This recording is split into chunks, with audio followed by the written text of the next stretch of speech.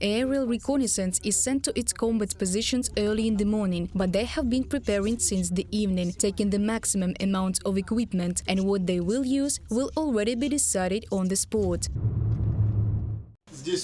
Here our preparation begins and ends.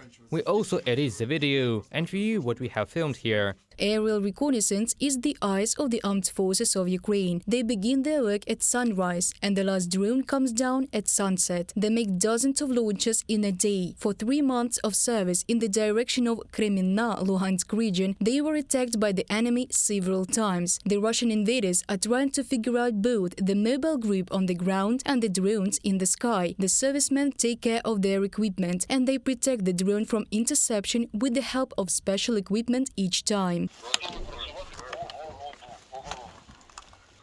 Я в даний момент міняю батареї дрона. Now I am changing the battery of the drone, and I always check it for anonymization before a launch so that it cannot be seen on scanners. In a matter of minutes, the drone flies up to 6 kilometers and begins to transmit the first coordinates. At the moment, no more than 15 minutes have passed since the launch of the first drone, and the positions of Russian military personnel were discovered. About 10 people were discovered by our aerial reconnaissance. 10 Russians. Do we have a visual? Yes, now we see 10 Russians.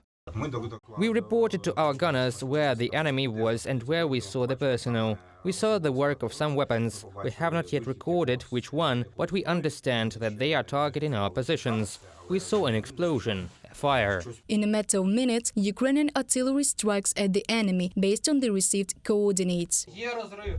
There's a gap. Look, right there. Excellent. Where the tree fell.